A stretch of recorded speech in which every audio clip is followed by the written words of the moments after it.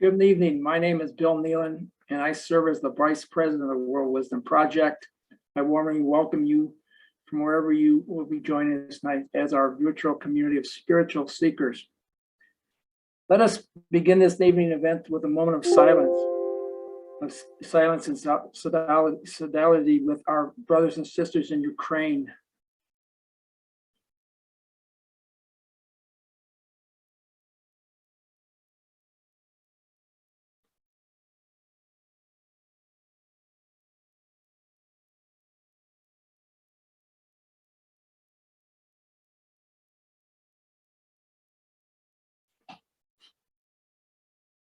Thank you. Tonight, we consider the question, what does our common future hold after these many months of COVID? We will examine the history of plagues and how they have shaped both religious practices and beliefs. But before we move into tonight's presentation, I'd like to underscore a few things. This event and many other WWP events are offered at no required cost to our attendees. This reflects our desire to create spaces that are accessible for all to attend. However, as a 501c3 nonprofit organization, we rely on the generosity of donors to support our work and help us advance our mission and vision in Northern Colorado. These events do require money to be produced. If you can make a donation of any size, it will be most appreciated. Use the donation link posted in the chat to make a secure online donation. Please remember, as a nonprofit, a donation to WWP is tax deductible. To our past, current, and future donors, relay a huge thank you. Exactly 1 week from today, March 8th at 7 to 8, we will be hosting a virtual discussion group to collectively reflect on tonight's presentation. Be sure to register if you plan to attend. The registration is also posted in the chat. So I will now turn the program over to Amy Adams, former board member and now our program support coordinator. She will give a quick tutorial on how to have the best experience with our Zoom web experience tonight. Thanks, Bill. Welcome again to all of you watching with us this evening. We're really glad that you're here. A couple things to know. This webinar is being recorded, so you will be able to go back and watch it again starting tomorrow. It will be posted on our YouTube page. You can also share it with anyone who you think may enjoy it, who isn't here tonight. We realize that there are a couple other conflicts of really wonderful events happening in Fort Collins, but we're happy that you're here with us tonight. So just a couple other things to know about using Zoom. We will be using the Q&A feature for our Q&A session with the audience later on in this presentation. You can access that by clicking on the Q&A button at the bottom of your Zoom window. You can send us a question through that. The chat link is where one of our board members is posting some links for you to access, the donation link, the link to register for the follow-up discussion if you're interested in that. There will be a couple more links coming in that area at the end of the presentation about a follow-up survey for this event and another link to our website as well. So keep an eye on that area. But again, if you have questions for us and for our panelists, please send those through the Q&A, not through the chat. And other than that, you can just sit back and enjoy the presentation. And that is all you need to hear from me. So I will turn it over to or maybe back to Bill and then to our moderator. Yes. Back to me. Okay. Thank you, Amy. Amy, of course, is assuming the role previously filled by Abby Bain. Abby, as many of you know, has recently entered nursing school, a long-held and cherished dream that she was finally able to follow. But for now, we will move on to tonight's presentation. Jim Sawyer, another WWP board member, will introduce our speakers and moderate the remainder of the program. Thank you and enjoy. Thank you, Bill. And thank you for joining us this evening to consider the impact and implications of a pandemic that now stretches across 2 years, has claimed over 900,000 American lives and almost 6 million lives globally. To put COVID numbers into perspective, roughly 1 in every 6 deaths globally has occurred in the United States, even though as Americans, we perceive ourselves to have an unexcelled quality of life. Nonetheless, we comprise only between 4 and 5% of planet Earth's population. So our COVID morbidity experience on a per capita basis is multiples higher than the COVID morbidity experience of the planet as a whole. Now we ask this question: what does our common future hold after these many months of COVID? Specifically, how may our recent experience with the plague impact our comprehension of religious belief and spiritual practice? Does history provide clues to what the future might hold for us and for others spread across the planet? Well, of course, there's a clue. Despite significant death and disruption, resiliency and creativity have been and are being released. Please note, members of the audience are encouraged to submit questions, as Bill and Amy have indicated, and comments to the panel, of course. As moderator, I will also pose my own questions and consolidate or arbitrate questions and comments toward maintaining a buoyant and civic discussion.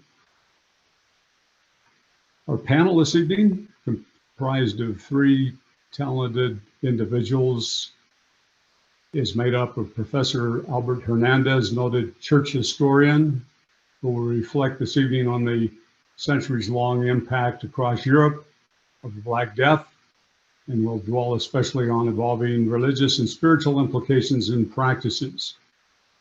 Following, Nina Rubin, regionally and nationally prominent faith community leader and educator, and Douglas Finn, philosophy professor at Colorado State University, will respond to Albert with their own observations and questions. Throughout, our panel will focus on this question: what does the future hold?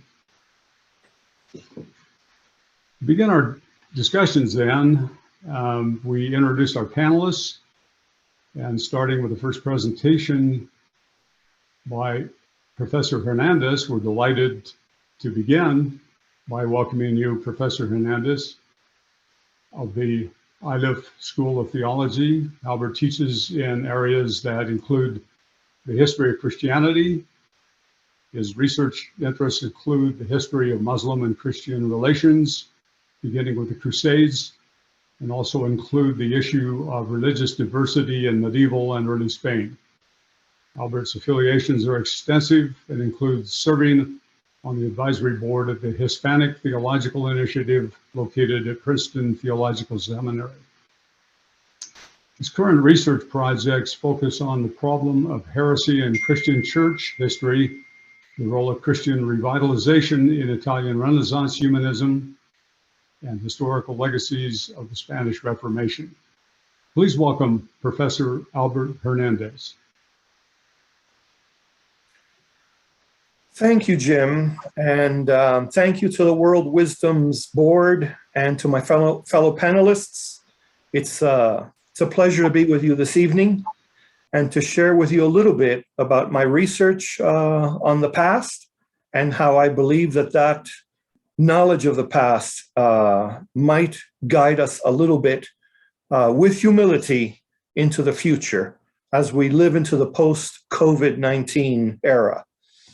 So at the beginning of the pandemic, December 2019 to be exact, I was supposed to have been in Milan, Italy for that entire month, or for most of that month, doing my work, doing my research in the archives for a book project that I had been working on, exploring the piety, if you will, the sense of religiosity of the founders of the Italian Renaissance, of the humanists, going back to the 1300s. I was already aware that my primary sources in that material had traversed the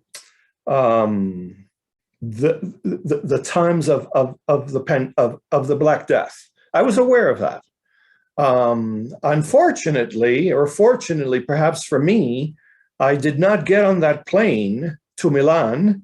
I was going to use Milan as my base of operations and ride the trains to the other cities and the other archives that I needed to visit. And little did I know that SARS-CoV-2 was already beginning its assault on Milan and on northern Italy. Northern Italy became the epicenter of the world after Wuhan, China. It ravaged that region for about 4 months before things even subsided a little bit for northern Italy. And it was probably from Milan, from a plane bound for New York, that it arrived on the east coast of the United States. And it arrived on the west coast of the United States separately. So it sent me into a bit of a reflective crisis, because I continued to work on my research and my writing, granted, without having access to those Italian archives. And I realized, even though I already knew it, but I realized it in much sharper, higher relief than before, that the vast majority of the literary and artistic and philosophical and religious figures that I was researching for my book project had been affected, in some cases affected very dramatically and very tragically by the Black Death. I'm still working on that book project, but I'm now working on an additional book project with more of a public focus on the wisdom of the Renaissance after, for kind of like a post-pandemic era. So that's, I want to highlight that, because my sense and my interest of what comes after a pandemic, after a plague, has a lot to do with the way those people who lived in Italy in the 1300s and the 1400s and the 1500s and the 1600s reacted to what we today call the Black Death. They simply called it the Great Plague, or la pestilencia, the pestilence. It wasn't really called the Black Death until the 1890s. So just a little over 100 years ago, scholars, historians, experts in the history of medicine and in the history of infectious disease began calling it the Black Death. Again, if we go back in time, 500, 700, 400 years, it was referred to as simply the plague, and the plague is bubonic plague. And there are various forms of it. The deadliest form of it is the one that is called pneumatic bubonic plague, whereby it is spread through the breath, through our droplets from our breathing. Believe it or not, we're not 100% certain, even after 120, almost 130 years of pretty consistent research on cemeteries and the archaeological remains of hospitals from the Black Death period, or centuries, if you will. We're not completely sure what the pathogen was. We believe it was Yersinia pestis, a bacterium, not a virus, but a bacterium. But there's all sorts of things turning up all the time also among archaeobiologists, archaeobotanists. We're pretty sure that there were pathogens involved in the Black Death that skipped from animals to humans. That may sound familiar, given, again, what we knew about transmission from animals to humans at the beginning of the pandemic. Even now, as we sit here tonight in this and partake of this program and the panel that we're about to engage in, there is a significant incidence spreading around the United States of COVID or SARS-CoV-2 among the deer population, particularly back east. Not sure how it's mutating among those populations, but again, this idea that viruses and bacteria can jump from animal hosts to humans is nothing new. We're also finding, or rather the experts who study that have also found a significant incidence of anthrax in the archaeological research that they've conducted at that boundary of 1347 to 1352, and also later outbreaks of bubonic plague or of the Black Death. We are all beleaguered from COVID-19. For many of us, this is our 24th month of living like this. My school closed on March 20th of 2020. On March 13th of 2020, we were told you've got 1 week to tighten up and get your books and et cetera, and we're closing. And you will be teaching from home and remotely, and all meetings and all operations will be moved online. And so educators all over the United States did the same thing. We seem to be coming out of the worst of COVID-19, the worst of SARS-CoV-2. But just imagine for a moment. I tell my students my history students at the Iliff School of Theology and in the joint PhD program that sometimes a historian's best tool is a sense of empathy with the past.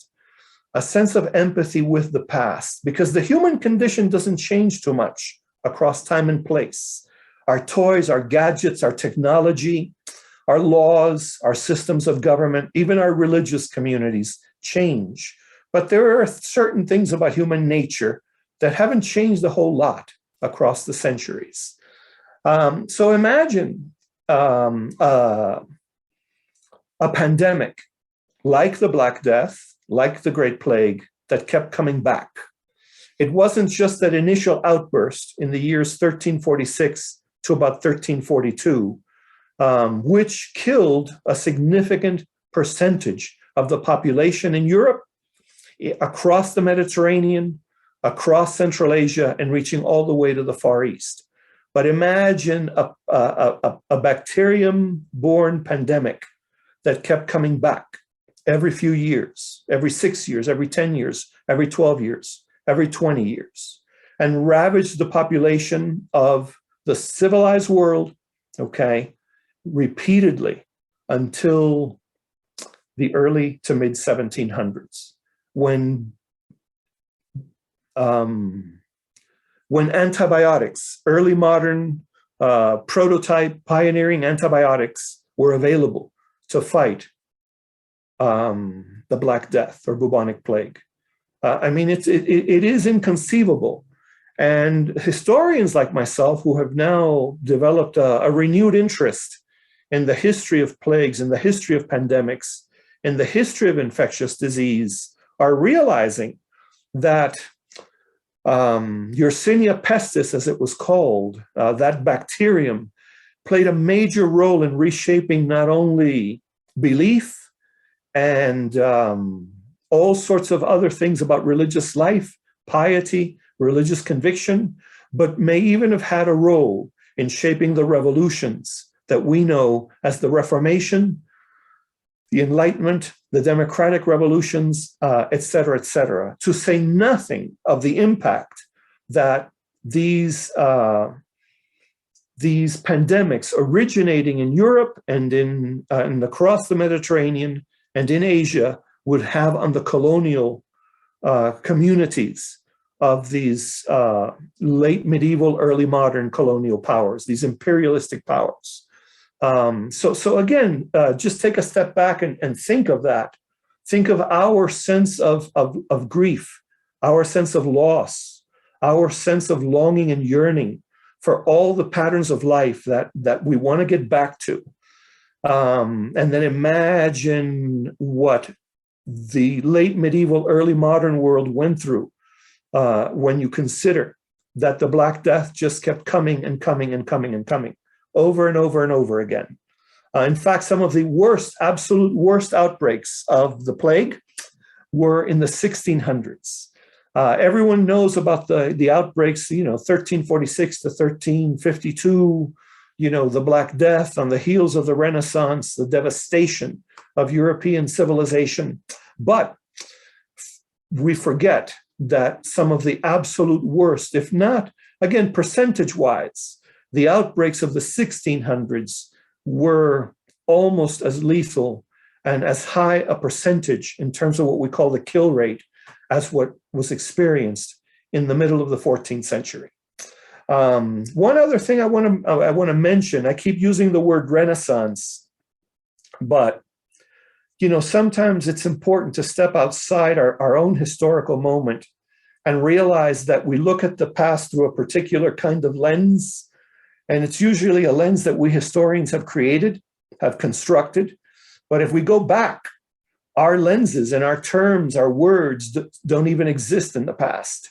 We have only been calling it the Renaissance since about 1855, when a French historian by the name of Jules Michelet wrote a book about the civilization of Italy in the 1300s and the 1400s, and he decided to call it the Renaissance, which of course is a French word meaning rebirth. That was followed a few years later by 1860 with a landmark book known as The Civilization of the Renaissance in Italy by Jacob Burckhardt, one of the great historians of the late 1900s. And that sort of laid the foundation for the modern study of the Renaissance in academic circles, which then eventually trickled into our educational system, high school education, college education, et cetera, to say nothing of all the museums that were being founded and formed and expanded during the mid to late 1800s. So imagine the word Black Death comes to us from the 1890s, and the word Renaissance comes to us from the 1850s and 1860s. Michelet and Burckhardt are famous as two of the founders of the modern historical profession that I represent. Even though we've moved pretty far from some of their unexamined assumptions, I'll probably use that phrase or that term again a couple of times this evening. Unexamined assumptions, things that are so much a part of us that we project them onto the historical record. We project them in the way that we rewrite the story of the past, which ultimately is a story. For me, the more I study history, the humbler I become. And I tell my history students that I live in at the University of Denver, that I hope that the study of historical materials makes them humbler as well. 50 years from now, 100 years from now, they will look at my work. That is, if there's anyone around to remember my work who thinks it was valuable, or they will look at our time. They'll look at the materials and the records and the artifacts that we've left. And they may judge us very fairly, or they may judge us very harshly. And one of the things that I'm constantly concerned about in my research on the Renaissance and my research on the Black Death, and I'm just going to go ahead and call it the Black Death, okay, rather than just keep saying the Great Plague or the pestilence. But one of the things that always concerns me about the modern rediscovery of the Renaissance and of the Black Death is this preoccupation that we modern seekers and researchers and students and consumers, really, right? Because we also consume the past through documentaries, through books, through the museums that we visit. This fascination that we have with the idea of Renaissance individualism or of Renaissance artistic genius, I'm not sure that that is part of who they were. I think that the consciousness, even the sense of piety, even the sense of civic duty of late medieval, early modern people, particularly those who lived in the 1300s, the 1400s, and the 1500s, who I still believe to be medieval persons and to have a medieval consciousness, I would say that their sense of these things is more communal rather than this exuberant bravado and individualism that we've associated with figures like Michelangelo, Leonardo da Vinci, Brunelleschi, Lorenzo de' Medici, et cetera, et cetera. So I want to put that out there because some of the ways in which we have handled our contemporary response to COVID-19, they would think we were insane. They would think we have lost our minds. In fact, I have in my files a primary source document from Martin Luther, the founder of the Protestant Reformation, which is not from the 1300s or the 1400s. It's from the mid 1500s. And he is chastising the clergy of his day during an outbreak of bubonic plague for not taking protective measures, for not taking care of themselves, for not wearing masks, for not washing their hands. But he's also chastising them very, very harshly for abandoning their posts. Because you see, in the era of the plague, of the Black Death, the bubonic plague, the cities where the highest mortality rates manifested. That shouldn't be surprising, given the congestion of cities. These are cities before modern sanitation systems, before modern awareness and knowledge of public health or even of hygiene, personal hygiene. It's not until the late 1600s that people begin bathing more regularly than they did in the late Middle Ages.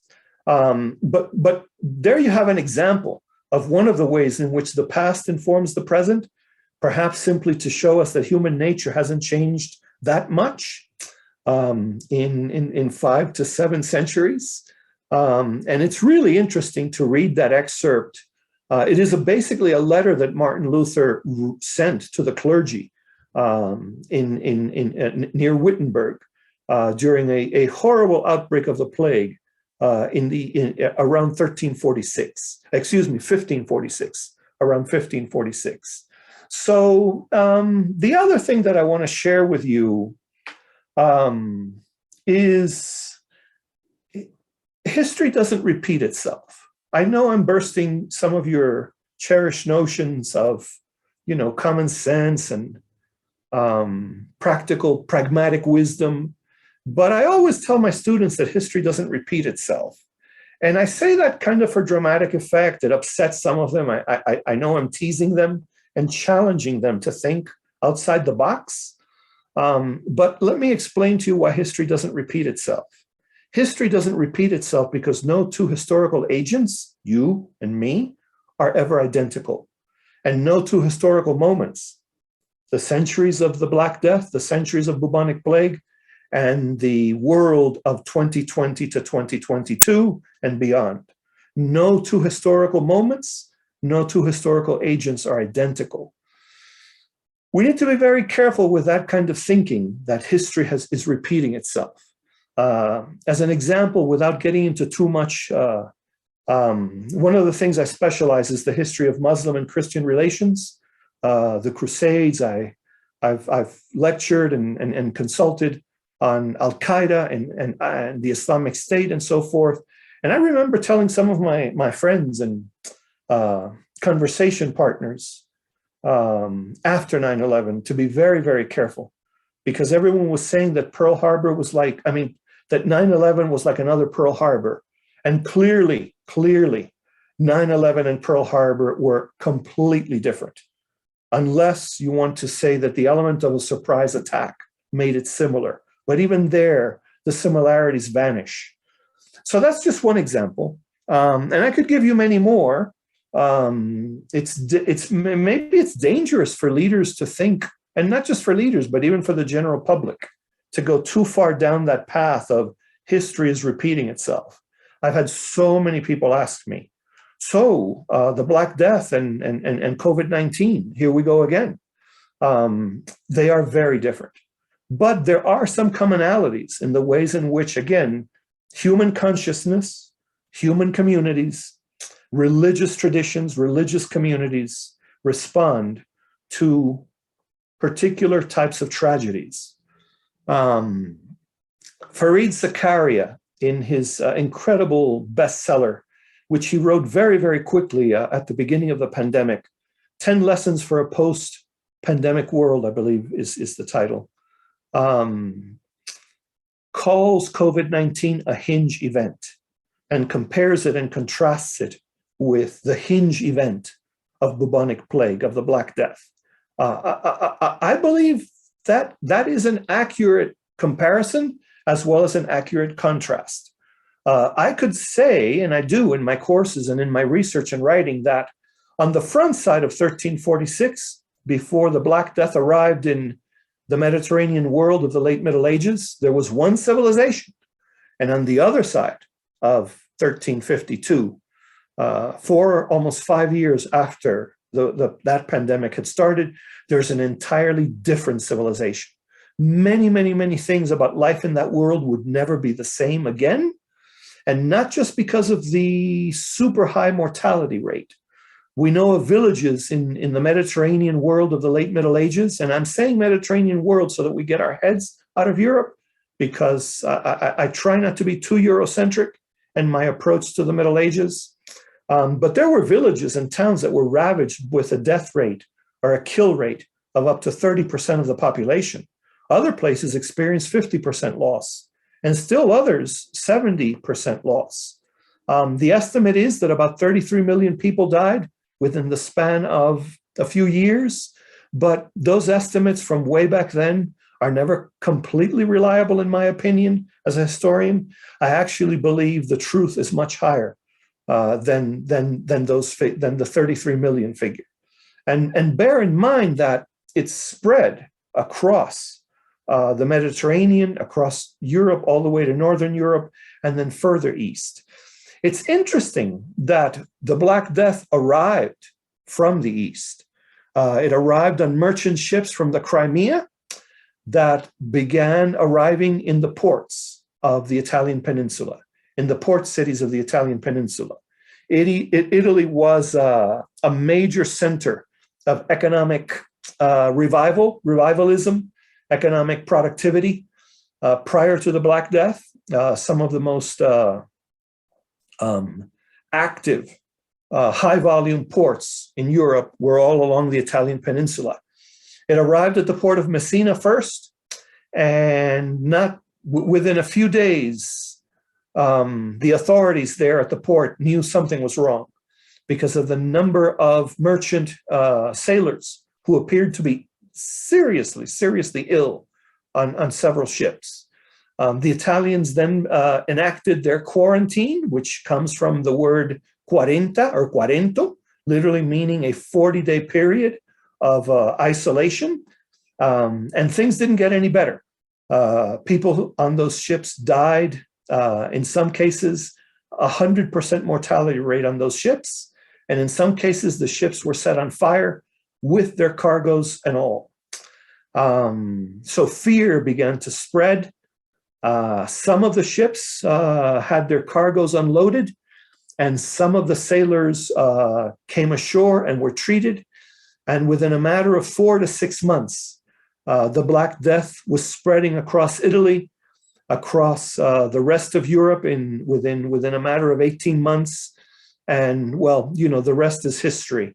I don't want to get into too much of that data and too much of those stats, because sometimes I feel as if I re-traumatize folks.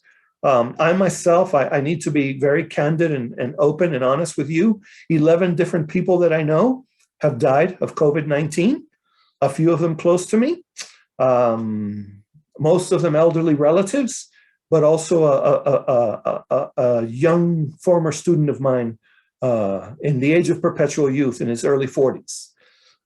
So I'm always careful now, like never before, about how I talk about the statistical impact of the Black Death on late medieval Europe. So remember what I just said, history doesn't repeat itself, but the challenges that human consciousness must confront across time and place do seem to repeat themselves. And one of the things that has amazed me over and over and over again as I delve further and further into the primary sources from the 1300s, the 1400s, the 1500s, is the incredible resilience that late medieval people showed. And not just in Europe or across the Mediterranean. I mean, we could do similar studies if we go eastward across Central Asia and to the Far East. But I'm a Europeanist, so I talk about, my focus is Europe.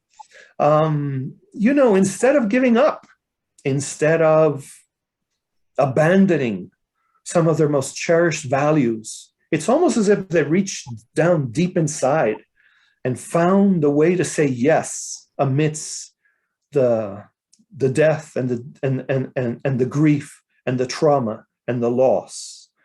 It's interesting that all throughout my primary sources, there's a constant emphasis on the Imago Dei.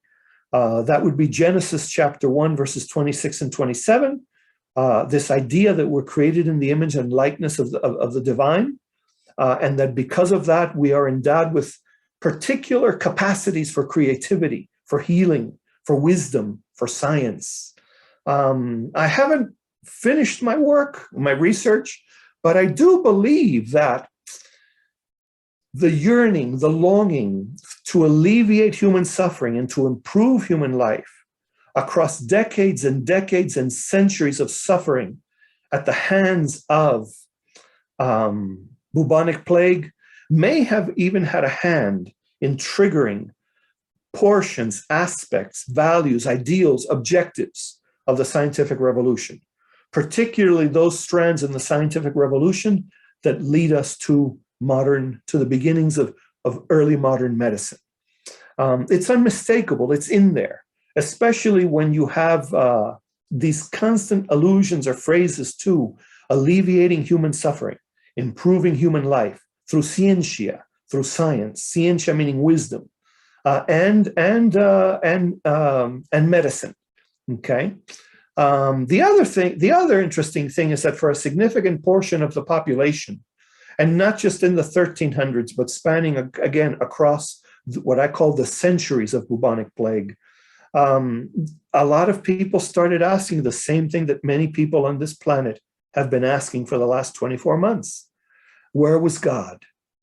Where was God during this catastrophe? And I won't get into that. I'll just leave it as a rhetorical question. I'm sure that my fellow panelists and the three of us will ponder that at some point this evening. But that is a very, very interesting aspect of human nature in the face of trauma, of cumulative stress and cumulative losses.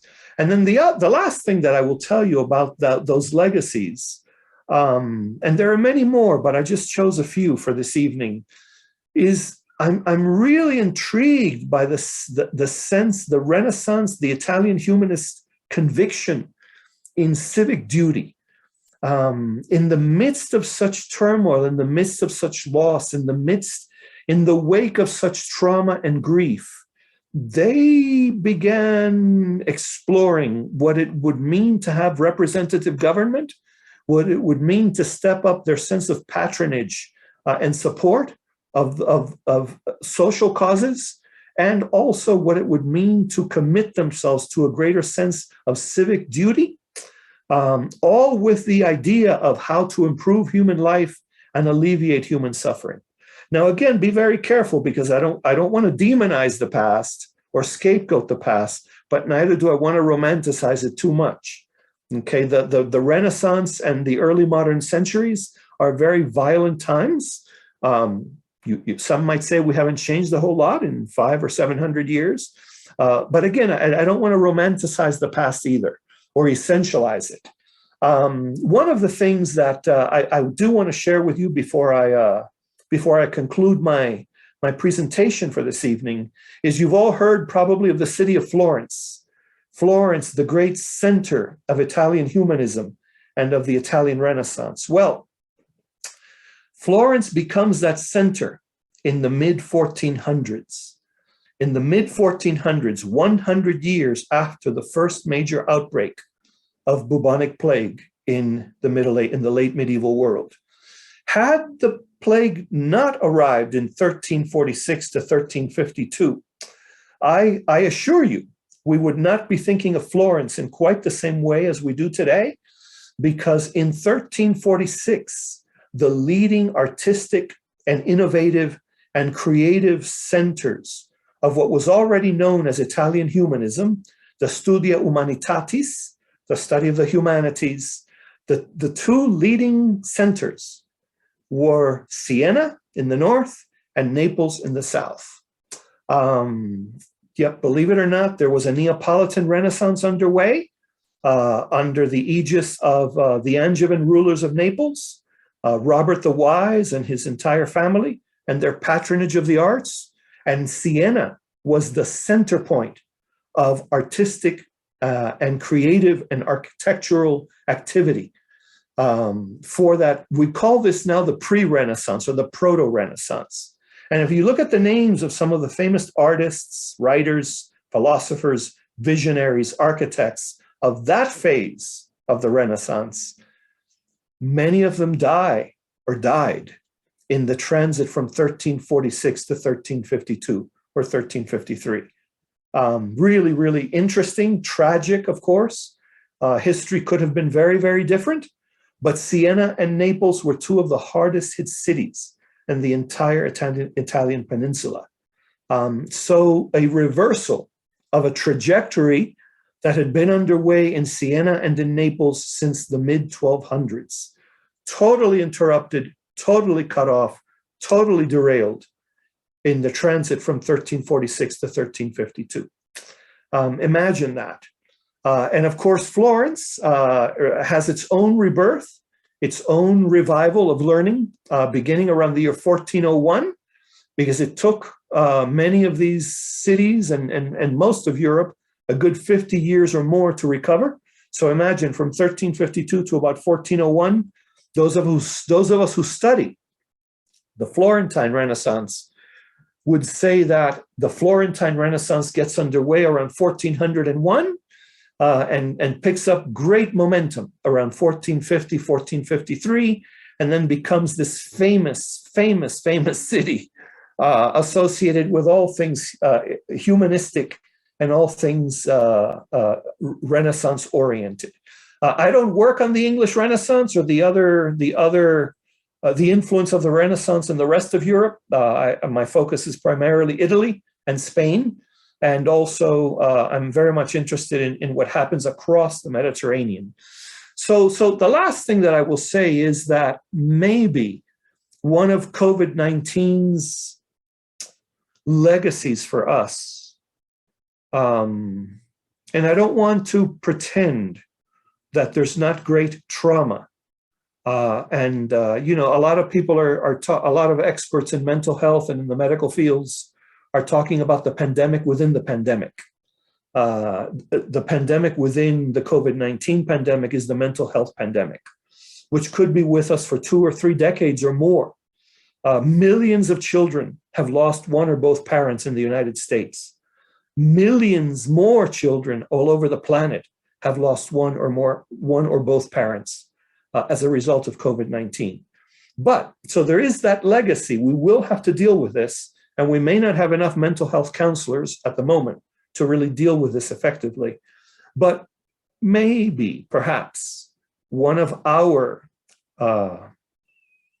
perhaps COVID-19 will lead us to greater integration of all of those pieces, all of those parts of our society and of our systems of knowledge and science that were disconnected, that were suffering from a lack of integration, that were suffering from a lack of synthesis, that were suffering from a lack of mutual edification of other human persons and of the social arena of our communities or of our world. And I speak about the United States, but we could speak about many other countries as well. I will stop there. I could go on, but I think that's enough for now.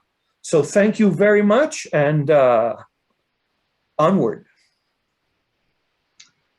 Thank you very much, Albert.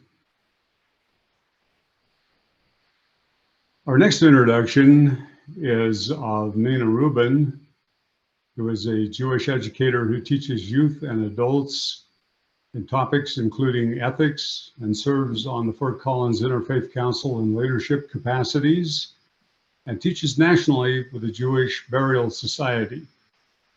Nina is recently retired as a licensed clinical social worker who, as a medical counselor at Poudre Valley Hospital, worked with trauma, end-of-life concerns, and provided support for both patients and families.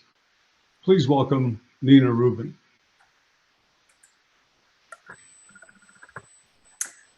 Thank you, Jim. Appreciate that. I have been invited tonight to talk about the Jewish historical and current response to pandemic. I think it's really important to point out that we have a very long history of utter devastation, going back 4,000 years. Throughout the Bible, throughout our history, we actually have 4,000 years of recorded written history. I'm going to address the things that Albert was talking about. I'm going to go briefly through history because I want to spend a little more time talking about what this has to do with us now. Every one of those devastations that we suffered led to a new renewal. It led us to completely reinvent ourselves. Whenever we're faced with devastation, humans have a choice between resilience and victimhood. When we look at the Crusades and the plague through our lens, we see something very different. The Crusades and the plague, there were complete communities, and by 1351, there had been over 350 massacres of Jewish communities, and over 210 of those communities were 100% destroyed.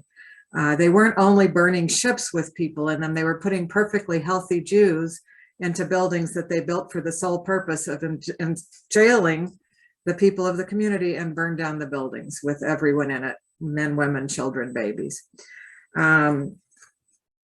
When we look at scapegoating and fear, these are things that are used by failed societies to shift focus from their own failures and to blame them on someone else. A rumor was started by some of these failed nation states that the Jews were poisoning the wells and thereby causing the plague to spread. And many communities, as the plague moved east, decided to just go ahead and proactively massacre their entire Jewish populations before the plague ever reached them.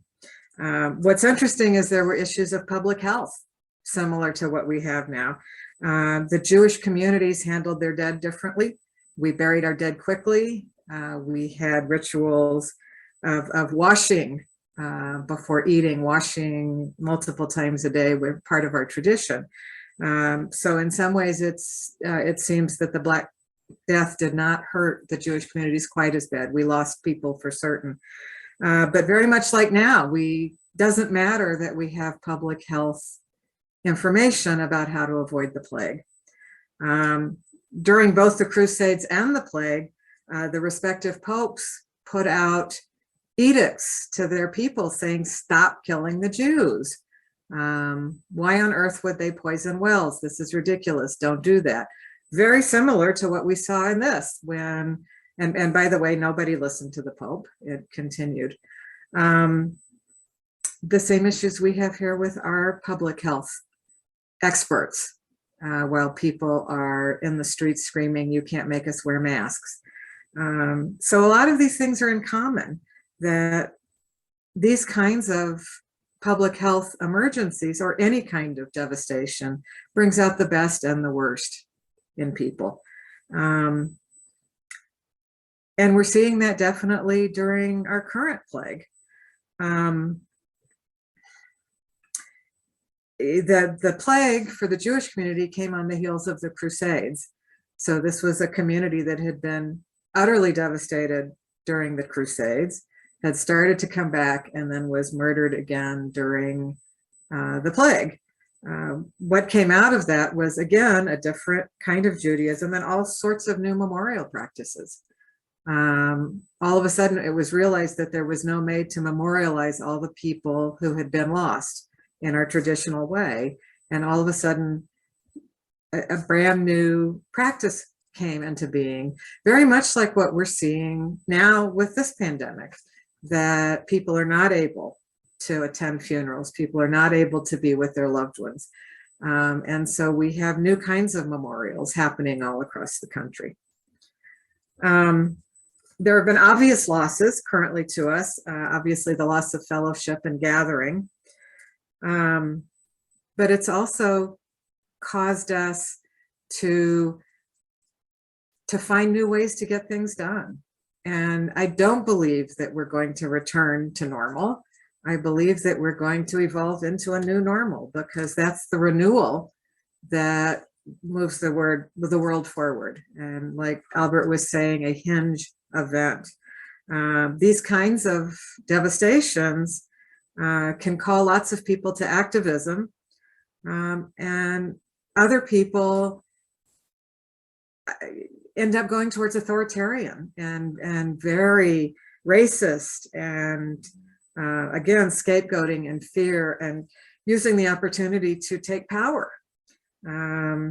I think the Ukraine is a wonderful example of resilience over victimhood. I also think the world is reacting very differently to the Ukraine than they did in the recent attacks on Georgia and Crimea. That I think the pandemic have caused people to really take a better look at how we treat people. I don't know that Black Lives Matter would be as effective as it has been, and we would really be taking a look at our society if it weren't for the pandemic. So I really think that it has the ability to bring out the best in people. Pre-pandemic, we lived in a culture where many people, unfortunately, most of the relationships in their life were situational rather than intentional. There were the people who they attended church with, there were the people who they worked with, there were neighbors, but people didn't necessarily have intentional relationships, and relationships that they invested in, that they chose, that were truly heart relationships. And all of a sudden, the pandemic stripped away all of our situational relationships. And people have been investing in intentional relationships. Families have started to gather in ways they have never gathered before. I have a very large family. There are hundreds and hundreds of us, and we're on every continent. And we have started gathering every couple of months all together electronically, which is really quite amazing. Because the work that I do is often in grief and dying, Jewish funerals still happen very quickly and have very specific traditions. So people who are not locally, living locally, rarely get a chance to come back in time for a funeral or for memorials. The community that my partner and I served through the pandemic, we had memorials and Shiva minions and opportunities that were in 8 different time zones. And people were able to come together and share stories and meet people they'd heard about for years. I lost a cousin who was an Auschwitz survivor. There were hundreds and hundreds of people at her virtual memorial. I never would have made it back to Philadelphia to be there. So some things are very good, and I don't want to give them up.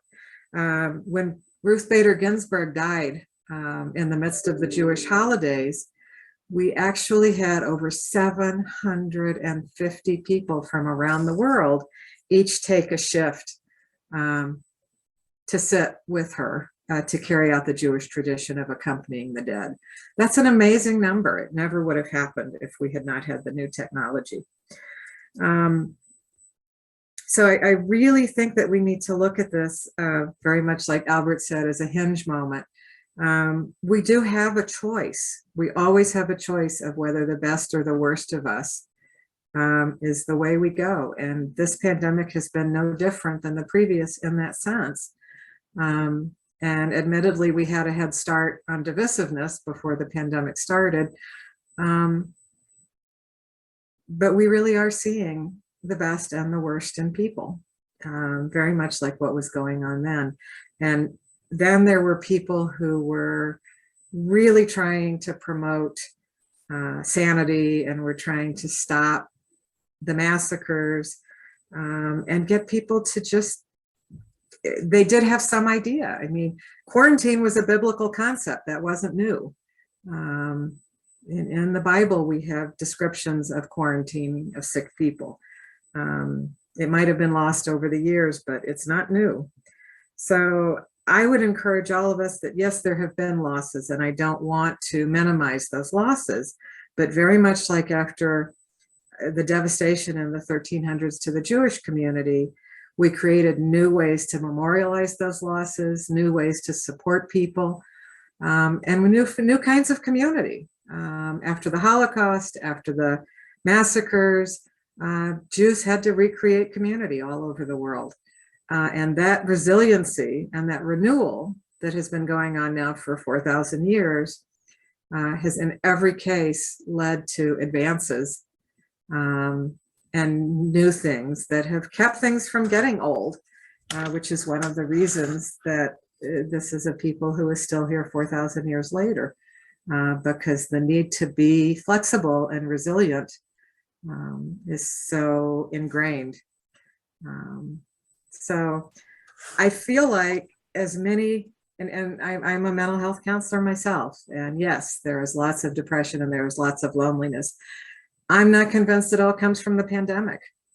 I feel like the course that our entire culture was on with situational relationships was problematic. I mean, people were no longer near their family and their friends, and with the mobility of our culture, it took its toll on intentional relationships long before the pandemic hit. When the pandemic hit, it really brought that into focus. So my hope is that we do choose to take what we've learned and move forward. And I personally have no interest in returning to normal. That was a normal that didn't work for a lot of people.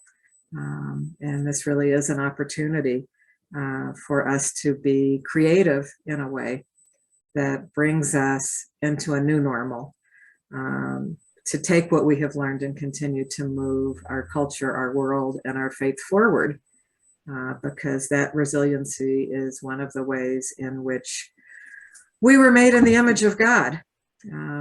According to Jewish texts, God grows and learns along with us. So that is one of the aspects of God and my faith that I hope to see humanity pick up and run with. And with that, I'm going to stop so that we have time for presentation and discussion. Thank you. Thank you, Nina. Our next panelist is Douglas Finn. Douglas Finn is Willett Endowed Visiting Professor of Catholic Studies at Colorado State University, where his research focuses on early Christian preaching and biblical interpretation, especially in response to suffering. Doug, who is an Indiana native, has served on the faculties of Boston College, Villanova University, Anna Maria College, and St. Anselm College. Please welcome Professor Doug Finn. And Doug, responding to Albert's presentation and also to Nina's comments, what observations would you add, and what questions may you share with us? Thank you, Jim, for that gracious introduction. And thank you to my hosts at the World Wisdoms Project for so generously inviting me to be a participant in this panel discussion. I'm learning quite a bit as we move along, and look forward to learning more from the other participants in the conversation.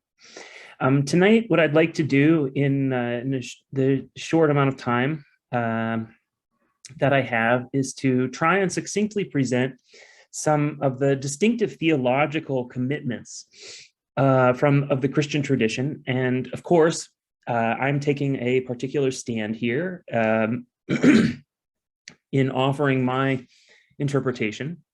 And so I do want to acknowledge the fact that the Christian tradition is vast and diverse. Nevertheless, I'd like to argue that there is a kind of theological core that can help us, on the one hand, understand much of the pain that people feel, and especially the pain and yearning that Christians are feeling when facing the challenges of isolation and the inability to worship together in community in the corporate body of the church. On the other hand, drawing again from that same theological core that I'd like to kind of very briefly describe, I would like to raise some critical questions. And these questions have to do with what I think to be positions taken by any number of very prominent Christian voices that while purporting to be consistent with the kind of theological core that I hope to articulate, I would argue are at odds with it. So what do I mean? I'm going to argue the case that theology at its heart is an incarnational, or another way of saying this, a sacramental religion. And what do I mean by that? I mean that God, according to Christian faith, that God reveals and gives of God's very self in and through the everyday world, through the world of material and spiritual creation we see around us. Paradigmatically, according to Christian faith, in the incarnation of God's Son, in the person of Jesus Christ. There, according to Christian faith, there is where one looks if one wants to know who God is, what God does, and what God wants. One looks to the incarnation of his Son, to his death on the cross, and his resurrection. But now for a moment, I want to back up, because when I say that Christianity is a sacramental religion and that God reveals God's self and God gives God's self paradigmatically in the incarnation, what's being revealed there, according to Christian faith, is the Christian belief that God is Trinity. And God as Trinity is another way of saying that God is love. That in God's very being, according to Christian faith, God is a mysterious unity, an ineffable unity, okay? Indivisible and ineffable in that it is a unity that is yet community. God is love. He is the strongest, most unimaginable unity of love that moves out from the self toward the other and yet remains one.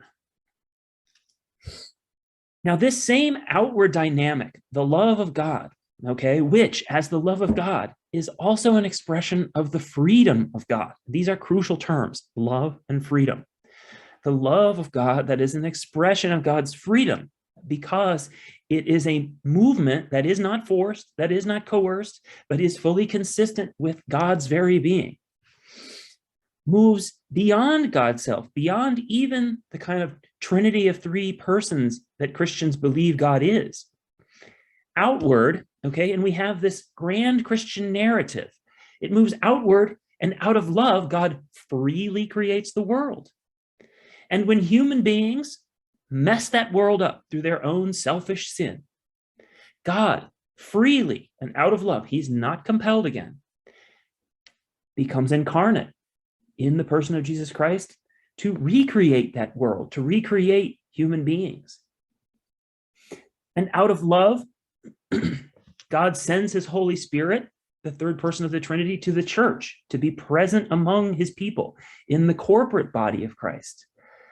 And out of love, God guides through history, and this is where we are, according to Christian faith, now in this kind of narrative of salvation history. God will lead his creation to its final culmination and to a final and perfect community with him again, a community of freedom and of love.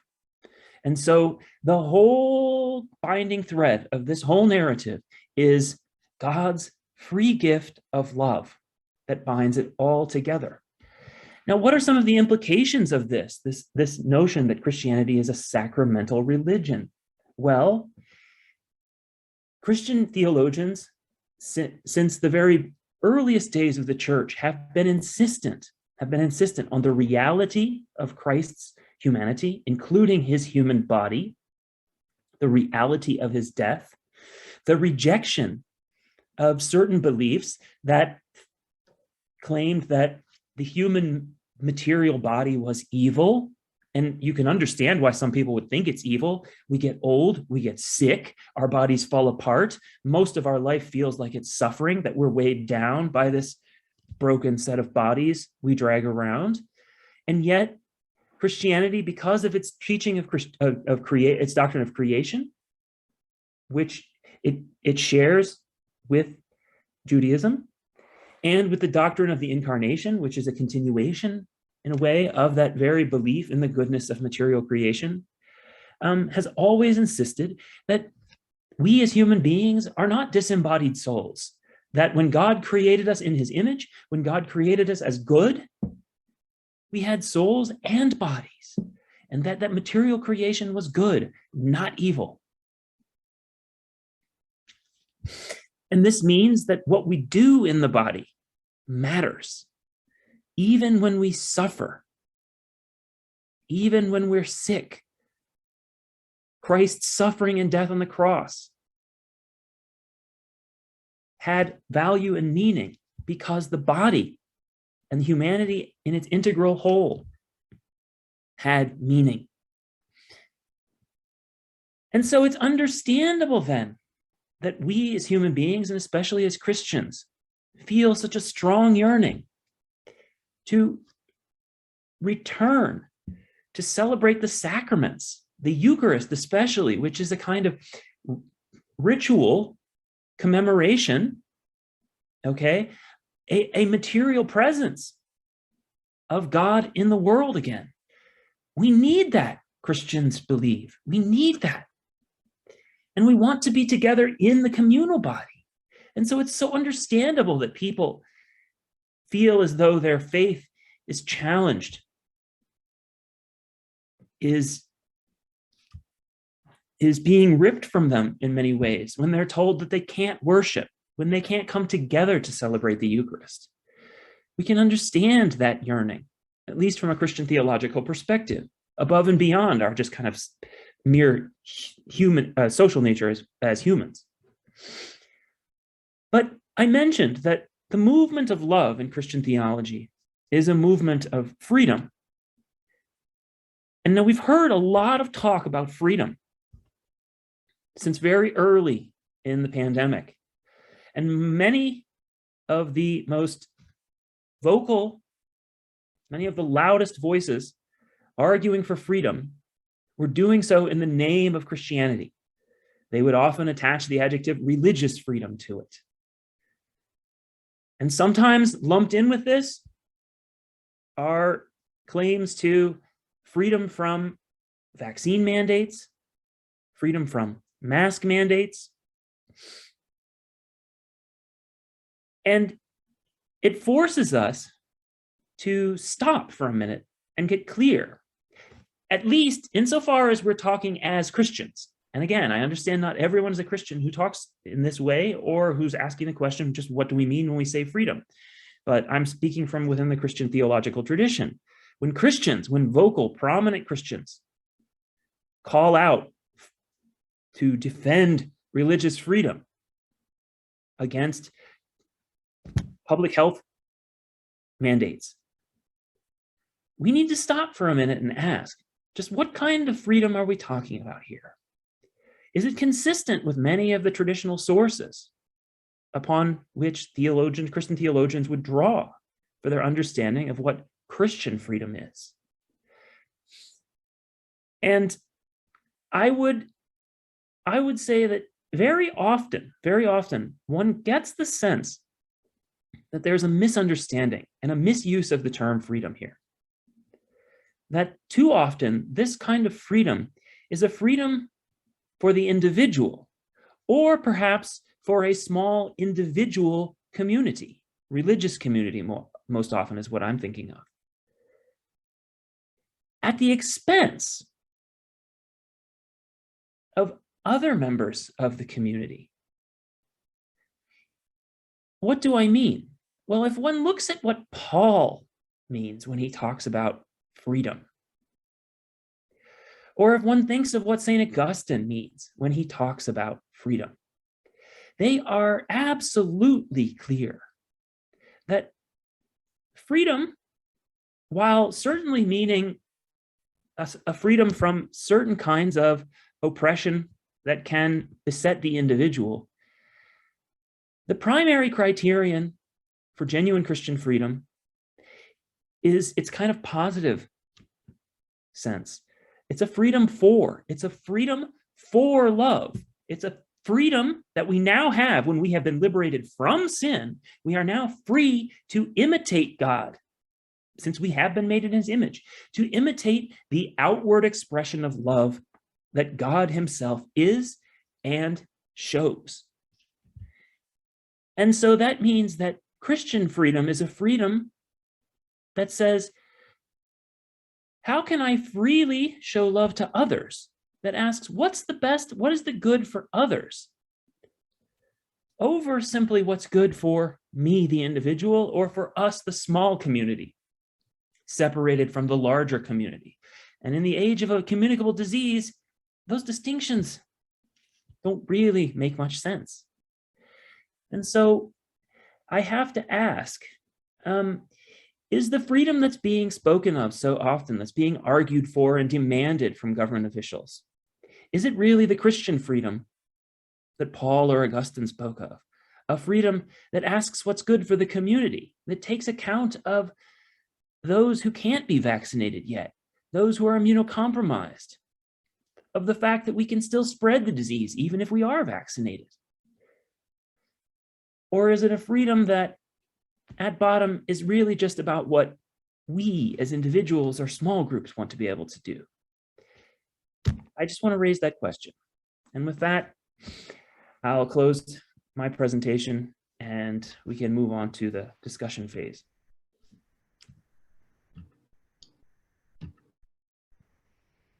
Thank you very much, Doug. We're now at that juncture where we are able to engage in a panel conversation as a preface to moving toward comments that may be submitted from outside the panel. Albert, could we ask you to begin? Any place you'd like. Sure. Oh, so many thoughts after listening to Doug and Nina.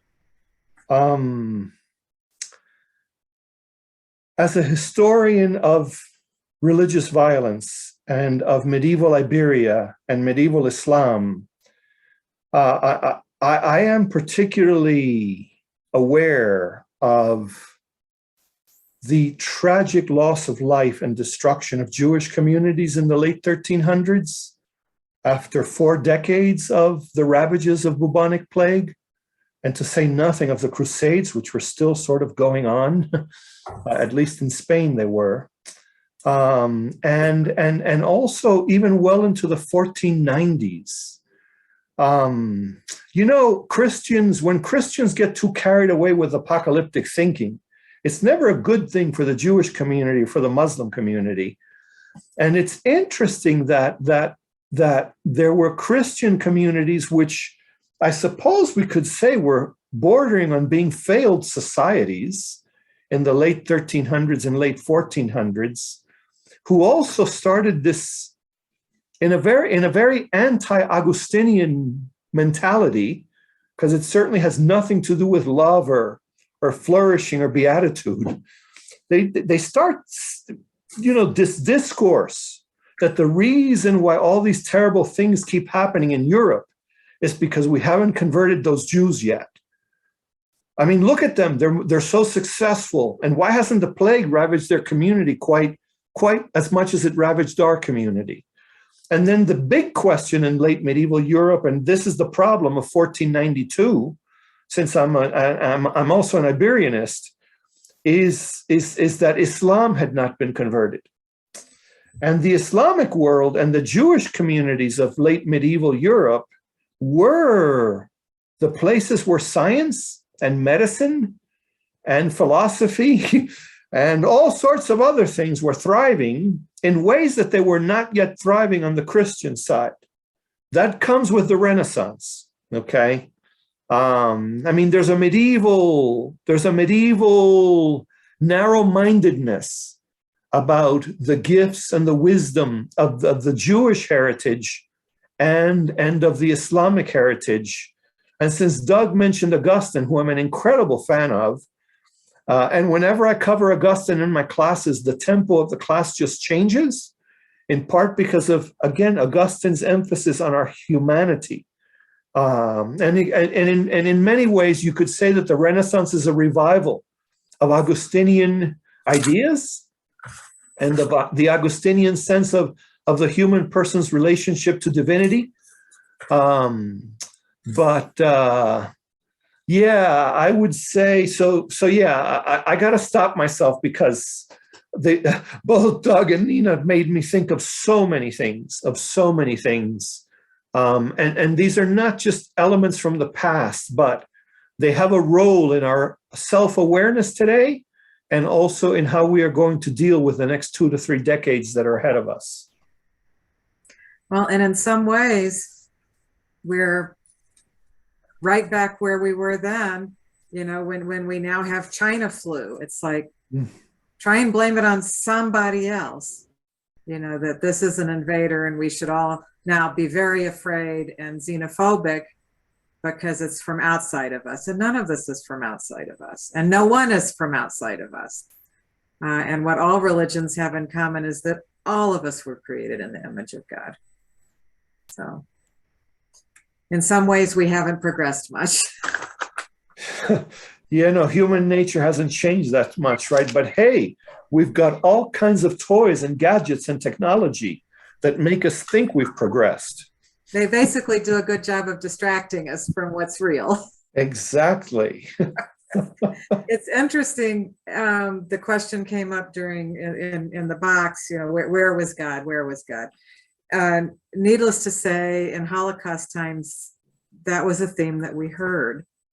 There's a wonderful story about, I believe it was at Auschwitz, where the inmates stayed up all night to try God, and actually convicted God and found God guilty, but didn't get any farther than that because it was time to do the morning prayers.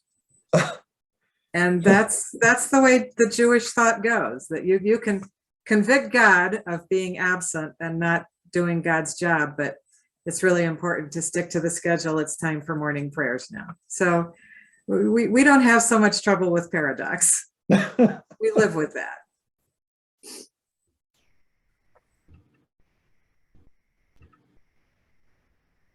Doug, would you like to jump back in? You're muted, Doug. I'm okay for the moment. Well, then let me just add that Doug's points about the sacramental nature of Christianity, there is so much in the primary sources from the outbreaks of bubonic plague, because again, some of the clergy abandoned their posts or their assignments, and they would flee to the countryside. And we see the papacy even being upset about this, along with bishops and archbishops and the laity, because when the clergy fled from the cities, people were cut off from the sacraments. And St. Charles Borromeo is one of the famous names that come to us from the era of the plague, because he refused to abandon his posts. And even in the midst of quarantine and isolation, he would often bring a ladder and set the ladder on the sidewalk so that he could reach the 3rd and 4th floors of apartments in Milan, in northern Italy, in order to administer the sacrament of communion.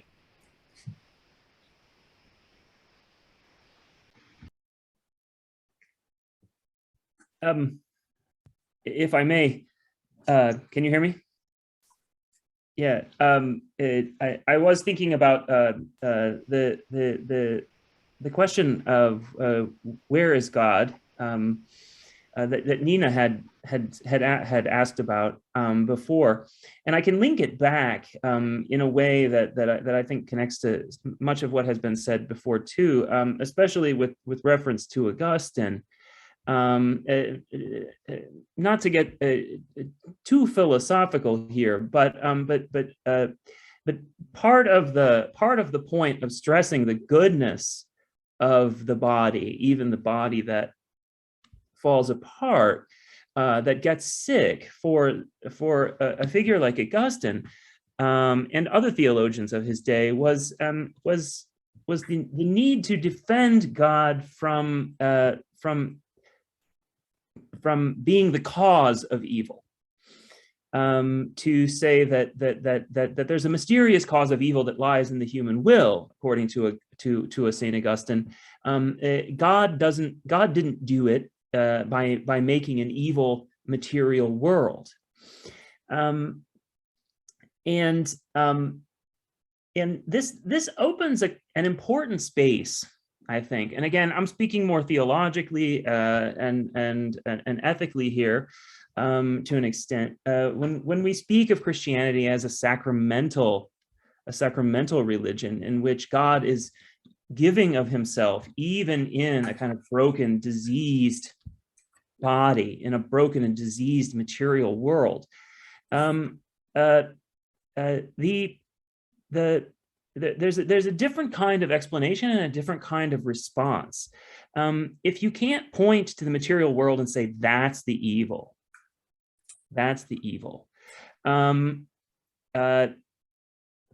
if instead we're actually all implicated in some way by the disorder of our wills, evil is at once both more trivial, and more serious, because we're all implicated and we're all complicit in some way. Why am I talking about all this in a discussion on the pandemic? Because as Nina had described, especially, it's very easy for us to try and find some kind of a scapegoat figure. It's very easy for us to try and blame an other, to find some kind of a monster. I like to ask my students when we're studying Augustine's theology of evil, tell me what pops into your head when we think of evil, and it's always, Hitler, or a general concept of genocide or something like this, right? But making a kind of monster out of evil, right, and other in some way, allows us to kind of overlook the fact that we're also complicit, and that we're also that the evil that we're struggling with in our world is also something that we play a part in to an extent, and it also, if we can other the evil, it allows for these kinds of historical acts of violence, for these kinds of acts of scapegoating. If on the other hand, we view evil as something that can't be so easily explained, that we can't point to and say, oh, it's over there, it's that monster, right? It's not me. It's not my failed state. It's not the failures that we contributed. It calls for a very different response. The expression of God's love toward the world, according to Christian theology, is a free movement towards the world. It's God saying, I am with you in your suffering. The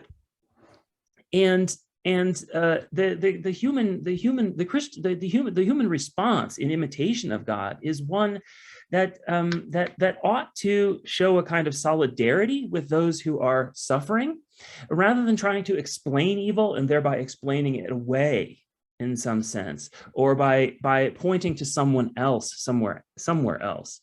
The call really, and this is of course the challenge that we face in a time where we have to remain physically distant from so many other people, is how do we show this kind of solidarity with the least, with the suffering, as opposed to falling into the trap of saying evil is over there, they're the cause of all of this.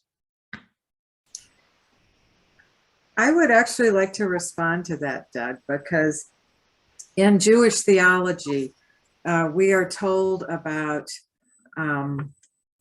inclinations, that God has provided us with an inclination towards altruism and an inclination towards selfishness.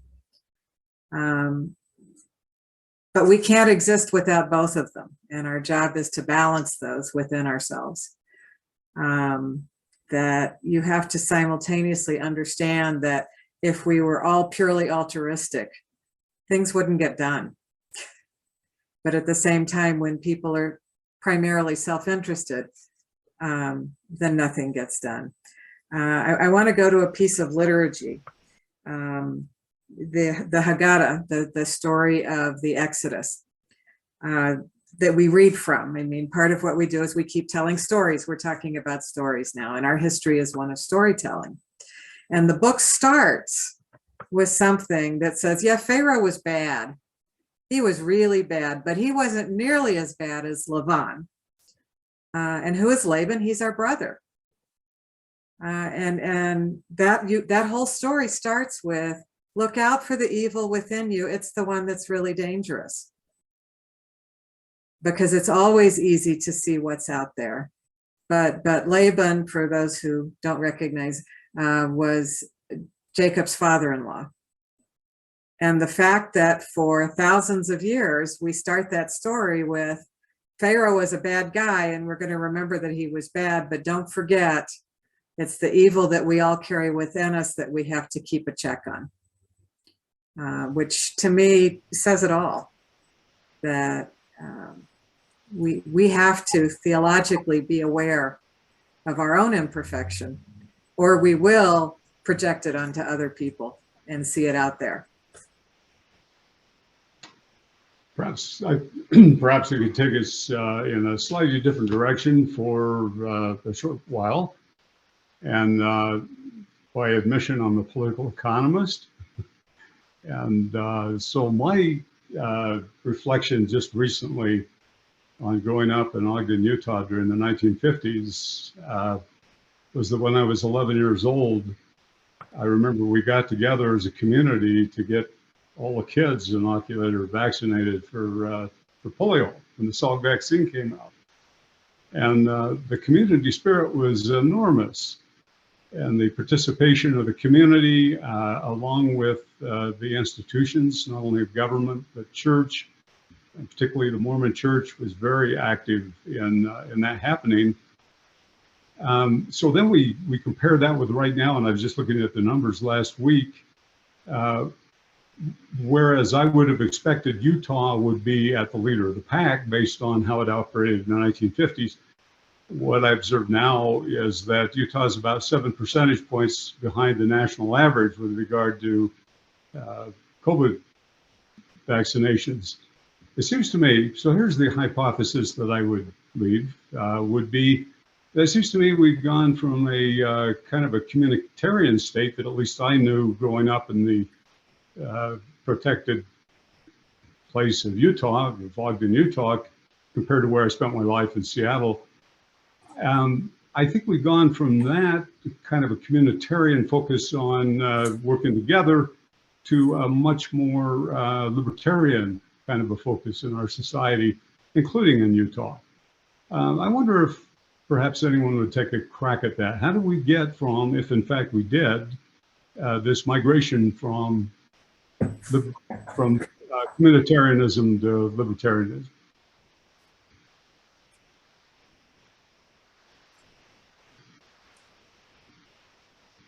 Anybody want that one? I honestly don't know. You know, we think of what the United States has been through in the last 12 years, in the last 20 years. Okay. Not that the previous 50 were some panacea or ideal world, but the social contract has come close to being broken on more than one occasion in the last 20 years. You know, the Great Recession, the lack of confidence in the banking system that could have been a far greater American economic catastrophe. I think that we suffer from what other moments in history would have called a misunderstanding of free will and a misunderstanding of our responsibilities to the other. Whether you want to call the other a fellow citizen a fellow person of faith.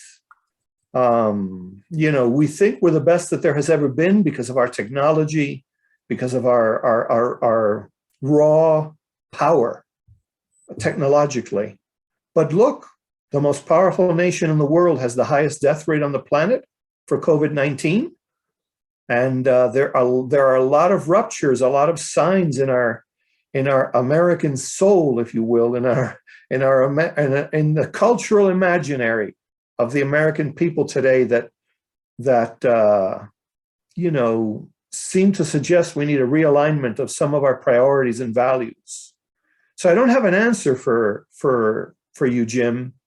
I'd like to think that we might move into a neo-Renaissance, but it couldn't be anthropomorphic. It couldn't be based on the humanism of old.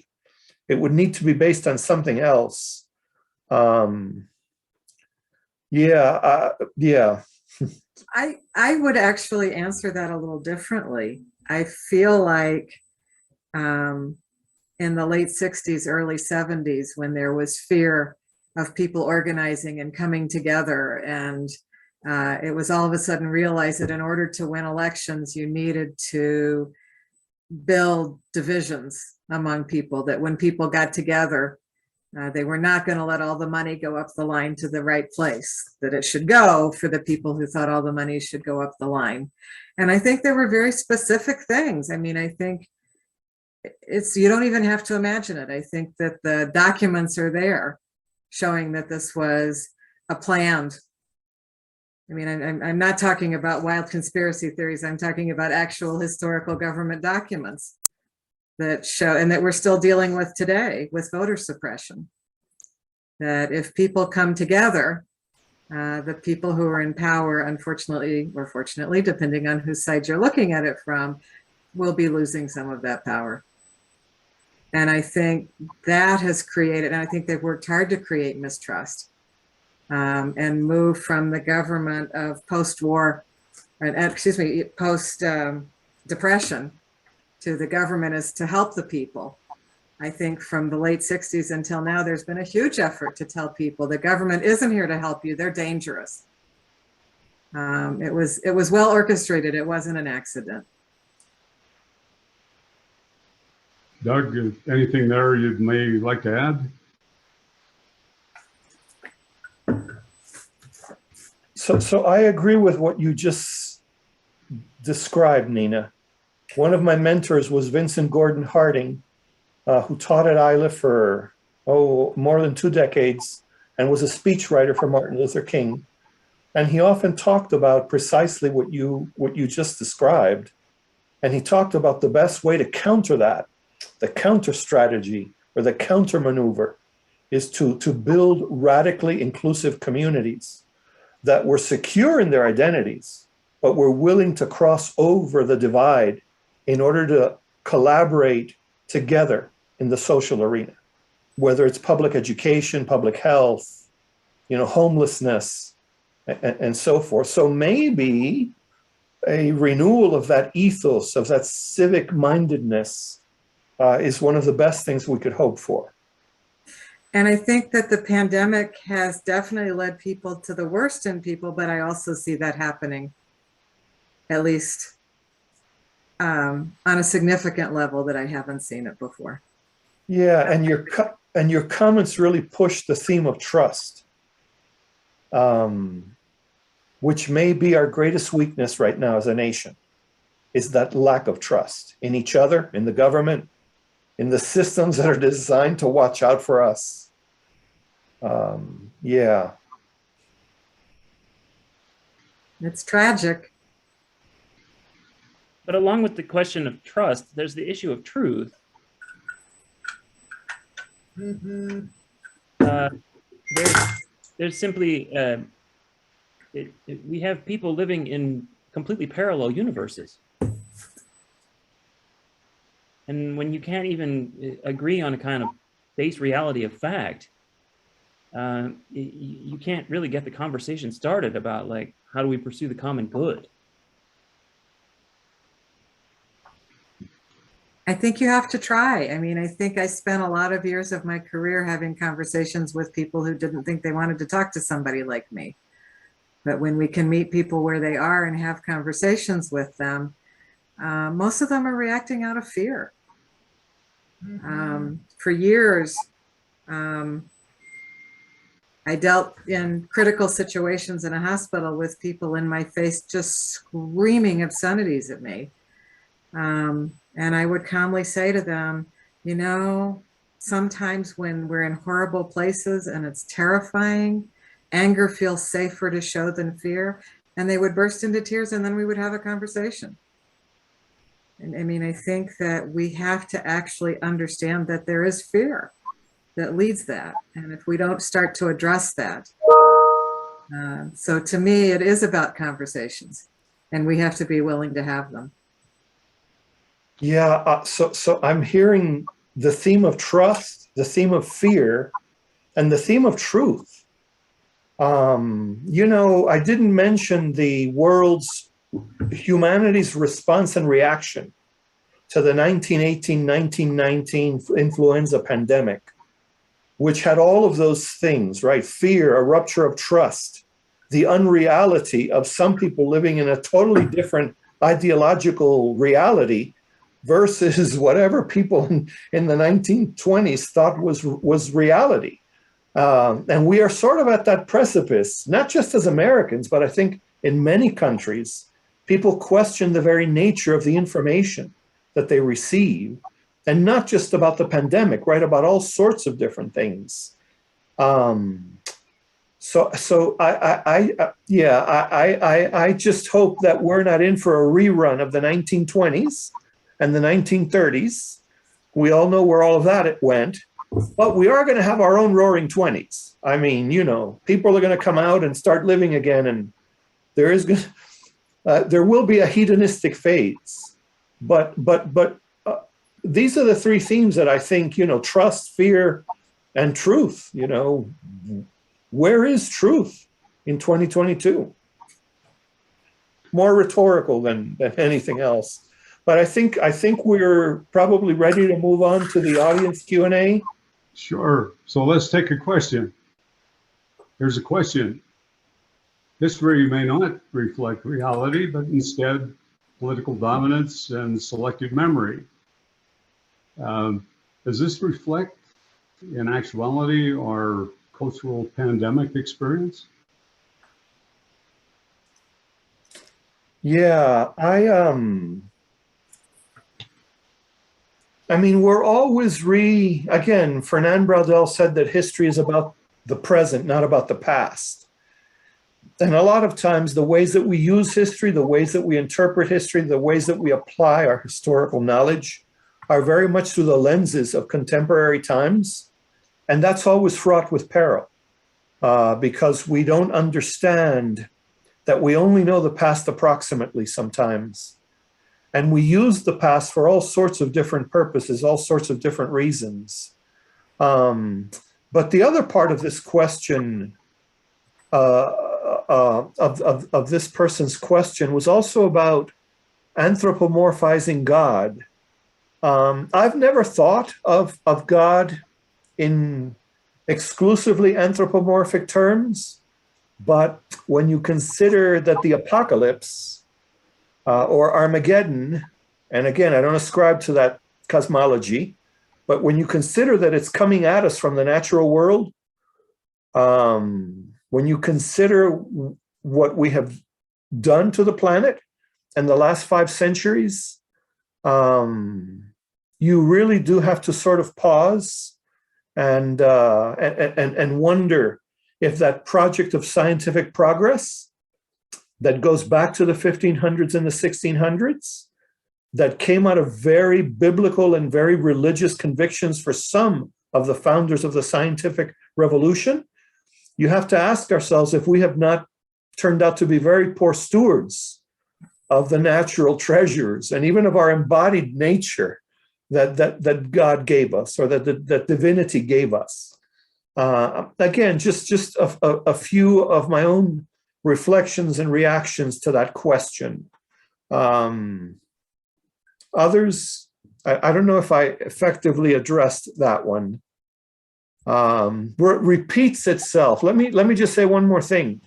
I do believe that the challenges that human consciousness confronts across time and place do repeat themselves. I don't know how we will handle the next 2 to 3, even 5 decades. I'm hoping that we have learned some really good lessons, and that it will bring out a deeper sense of our humanity and our love for each other. The next question. What do you imagine will be the changes in understanding of sacrament as the result of not having been able to meet in person in our houses of faith for the past 2 years? Who's going to take that one? That would not be me. Nor me, actually. Well, Doug, that perhaps is that one up?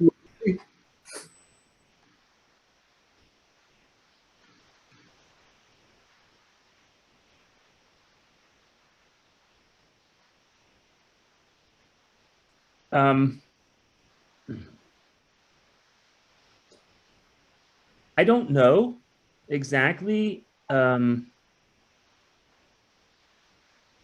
I guess the question is the question perhaps has to do with, on the one hand, with distinct kind of sacramental rites, and how those may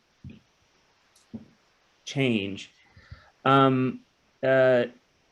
The question, the kind of broader principle of sacramentality that I was trying to describe earlier, I think, if anything, has been reinforced by this experience. I think that the challenge that the humans have felt, and again, I'm speaking from within the Christian tradition, has been to find God's presence in the midst of this suffering. What's weird is that it's very embodied, and yet it also feels so distant because we're forced to kind of stand apart from each other, wear masks, other things. I think that the challenge, at least theologically, and again, that's what I'm most equipped to speak to, will be to try and find ways in which we can better see and hear love. I think we could say God's love, and then love between human beings across those distances, or through masks, on the little footprints they put on the floors to say stand 6 feet apart. What do I mean? But is there a way that one can think of? I know we're supposed to philosophically avoid the God of the gaps, but what I'm talking about is, can we find God and God's love in those gaps? Is the physical distancing a way of rethinking? Is the distancing a way of rethinking presence, especially God's presence? And I do think this, this can be related back to some of the ways in which rituals have been celebrated or reconceived and practiced anew, such as Nina was describing. We have another question. The questioner asks, I remember reading once that the pro-life stance of the Catholic Church started in response to the loss of life from the plague and the need to repopulate Europe. Is this true? And what is the chance that our response to COVID-19 will be maladaptive?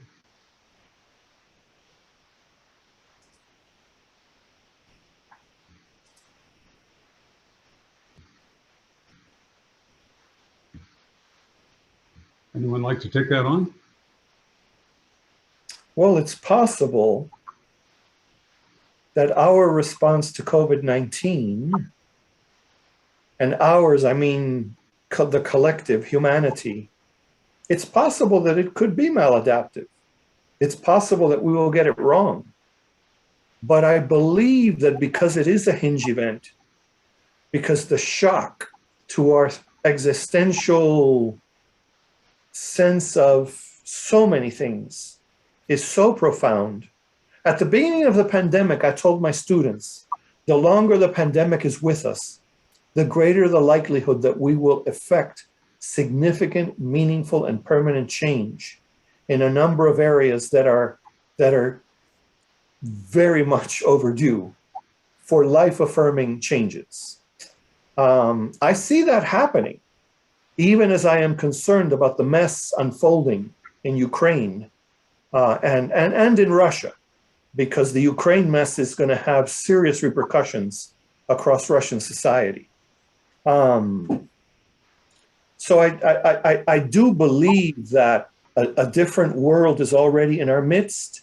As an educator, my job, my profession will not be the same again for the rest of my lifetime. I hope, though, that we also draw attention to mental health needs, to greater access to healthcare, to improving the way medical teams integrate and work more collaboratively with each other, et cetera, et cetera, et cetera. I hope we don't have a runaway crisis of people running from churches and from religion in general, to not be too Christocentric there. I hope that doesn't happen, but how interesting that we have a growing number of clergy who are so tired and burned out that they are considering changing careers or taking early retirement. And ironically, at the same time, there's an uptick in applications to theological schools. And at the same time that we have tens of thousands of nurses resigning, applications at all nursing schools are up in a very dramatic way. So there you have, some of that. Well, we have another question that follows on that thought about the Great Resignation, as it's called, with so many people walking off, if you will, for a lot of reasons. And this question goes as follows. Nina's observation that Black Lives Matter flowered with the help of the pandemic is interesting. And Black Lives Matter is also an example of people working together for the betterment of society, which this person says is an observation, Albert's, about the post-Black death. Are there other current examples today, and how does the Great Resignation fit into these ideas? So I would like to take that one. I feel like there are many examples of how that's happening now. We now have groups of investors who are giving scores to corporations on their corporate citizenship, their equity, and their environmental impacts. We have environmentalists now sitting on the boards of Exxon. Every single corporation in this country now gets a score, and people are choosing to invest based on their stewardship, their community participation, their equity, and their environmental. That's amazing. That's all come since the pandemic. I think as people are sitting at home, they are asking, what gives life meaning? I think the Great Resignation, we don't have a shortage of employees. We have a shortage of wages. That we are now getting to a place where people are saying, what is my life worth? What do I want to do while I'm here? Having a lot of time at home is giving people that chance. A lot of the Great Resignation is really people who are starting to understand this isn't working for me. Another thing that I want to address about about the clergy burnout, I think people who are in the helping professions from early times, from biblical times, had to create a boundary to protect themselves while they were helping others. That they recognize that when you're dealing with vulnerable people, you have to be girded so that your stuff doesn't get mixed up with their stuff. I think one thing that virtual reality has done for us is those boundaries have fallen away. People now come into our homes, they comment on our art. They literally feel that, literally they're in your homes. I don't think most clergy or other people in the helping professions are prepared to figure out how to create those boundaries in a virtual world. I think we need to move forward by helping people understand. I think the Me Too movement is an outcome of people in power who should understand they need to keep boundaries, did not understand that. And I think that's something else the pandemic is giving us, is an understanding of why those boundaries are important. Because it protects clergy, but it also protects the people clergy work with. And that has just been blasted out by the pandemic. I have been talking with clergy who have had so many funerals, and not just COVID funerals, but also overdose funerals, and don't have the means to protect themselves and no longer have the easily accessible community in order to process that. So I think all of this does come into play. But we're getting close to wrapping up. Could we ask perhaps for about a minute that any idea you'd like to summarize with from each of our panelists would have an opportunity to come forward? And then we'll move it back to Bill to conclude. I'm happy with my last minute. Great. So Albert, you get a minute and a half. Okay. Well, I have been following the Great Resignation very closely because I teach a very popular course at ILIF and at DU called The Pursuit of Happiness. And before the pandemic, happiness was a really big topic of research and study, not only philosophically, but psychologically, sociologically, et cetera, et cetera. And before the pandemic, we had the highest suicide rate in more than 40 years. The opioid crisis is a plague of its own. Intimate partner violence was raging prior to the pandemic, and pardon the pun, will continue raging perhaps even more so as a result of the isolation and the close quarters in which people have been forced into living with each other. The divorce rate has skyrocketed during the pandemic. I think if anything comes of the last 24 months, and as we look ahead 10, 20, 30 years into the future, there is trauma to work through. There is grieving. There is a nostalgia for a longing for ways and patterns that are lost and won't come back. But I think that if we could get to a point of resiliency, and I don't think we're there yet as a society, but if we could get to a point of a particular kind of resiliency that commits itself to what are the things that give us meaning? What are the things that are life affirming? What are the things that build us up instead of break us down and fragment us and divide us from each other? And if we could get to a mindset of integration, then we will have journeyed into that space, that convergent site that is in the historical record after some pandemics. The pandemics that were followed by an era of innovation, an era of some kind of revivalism, or for lack of a better word, a renaissance. That is my hope for our time, for our century, and for my children, all of whom are in their early adult years and all of whom have been very, very worried about the future of the country in which they live, but about the future of humanity as well. And Doug.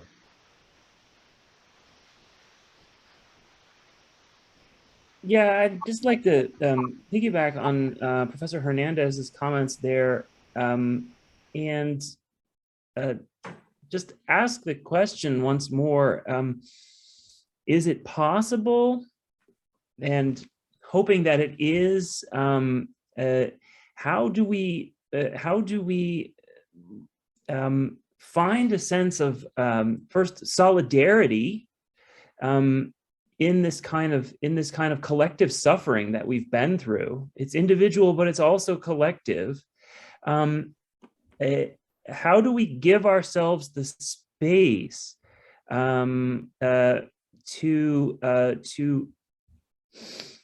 think about it rather than just running away from it? So on the one hand, we talked about stories, and one of the things that I had been reading about, even in areas of in the practice of therapy, has to do with how people who've been through serious trauma have to find ways. Those who are successful have to find some kind of a way of integrating trauma. And trauma is what we can't, I mean, I had mentioned before Augustine's understanding of evil, in a sense, is that which you can't point to. There's my explanation over there. And that's very much kind of trauma, that which kind of disrupts our sense of self in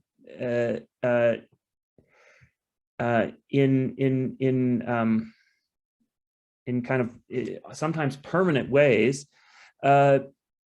But those who can successfully find some way to, I guess what I want to ask is, how do we find a story we can tell as a community that can help us reintegrate this kind of experience of collective trauma back in?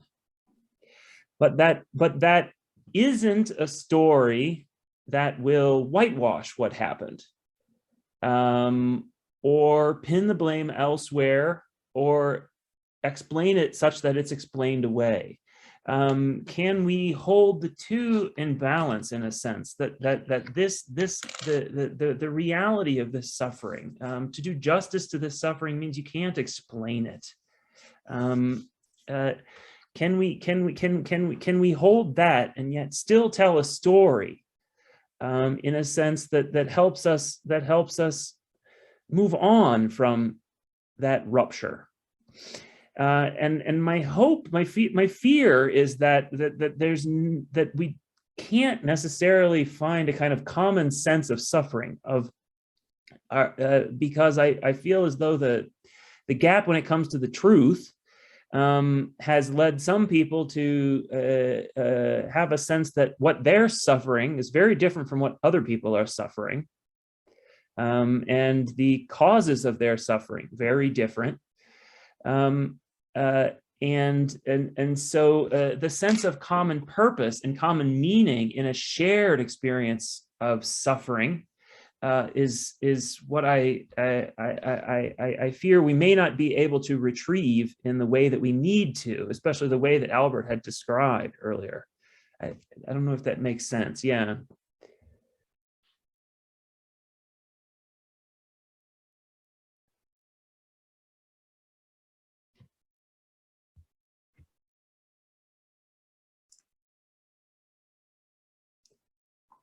Jim, I think you're muted. You're muted.